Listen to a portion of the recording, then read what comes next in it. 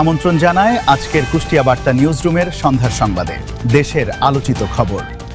কুষ্টিয়া প্রেসক্লাবের সামনে হাসিবুর রহমান রুবেল হত্যার রহস্য উন্মোচন ও জড়িতদের চিহ্নিত করে গ্রেফতারের দাবিতে আজ ৭ জুলাই মঙ্গলবার সকাল ১১টায় প্রেসক্লাবের সামনে মানববন্ধন কর্মসূচি অনুষ্ঠিত হয়েছে।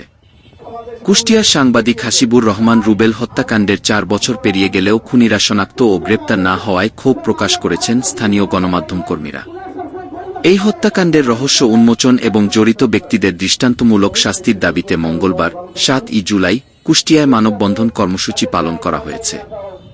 রুবেল জেলা রিপোর্টার্স ক্লাবের সাধারণ সম্পাদক ছিলেন।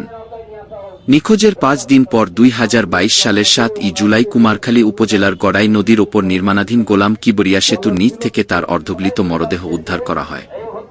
কর্মসূচিতে সংহতি জানিয়ে বক্তব্য দেন কুষ্টিয়া প্রেসক্লাবের সভাপতি আল মামুন সাগর, সাধারণ সম্পাদক আবু মনি জুবায়ের রিপন, দৈনিক খবরওয়ালার ভারপ্রাপ্ত সম্পাদক মুন্সি শাহিন আহমেদ জুয়েল এবং সাংবাদিক শাহরিয়ার ইমন রুবেল সহ অনেকে। ৪ বছর অতিবাহিত হয়েছে, আপনারা জানেন। আসলে কামনা করছি এই মানববন্ধন কর্মসূচি থেকে অবিলম্বে এই সাগর রনি সহ কুষ্টিয়ার রুবেল সহ সারা দেশে যে সাংবাদিক নির্যাতন হত্যাকাণ্ডগুলো ঘটেছে, আমার কুষ্টিয়া খবর পত্রিকায় ভারপ্রাপ্ত সম্পাদক ছিলেন। আজকে আমার সহকর্মীরা সবাই রুবেল হত্যাকাণ্ড হয়েছে, সেই হত্যাকাণ্ডের তদন্ত প্রতিবেদনও কিন্তু রহস্য উন্মোচন করতে হবে এবং হত্যাকারীদের গ্রেপ্তার করে। সাভারে জাতীয় নাগরিক পার্টির এনসিপি জুলাই পদযাত্রা পরবর্তী সমাবেশে ককটেল, হাতবোমা, বিস্ফোরণের ঘটনা ঘটেছে।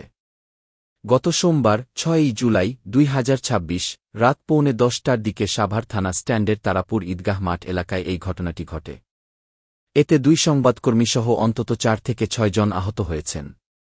ঢাকা জেলা উত্তর এনসিপির আহ্বায়ক ইঞ্জিনিয়ার নাবিলা তাসনির যখন মঞ্চে বক্তব্য দিচ্ছিলেন, ঠিক তখন মঞ্চের সামনের অংশে ককটেলটি বিস্ফোরিত হয়।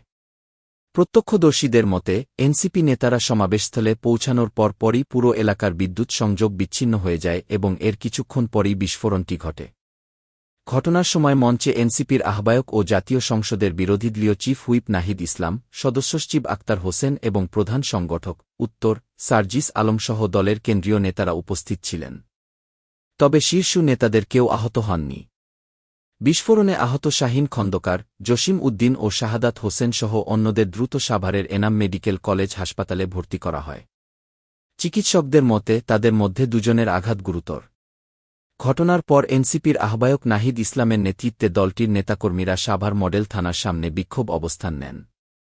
নাহিদ ইসলাম অভিযোগ করেন, প্রশাসনের প্রত্যক্ষ মদদ ও ইন্ধনে এই পরিকল্পিত হামলা চালানো হয়েছে।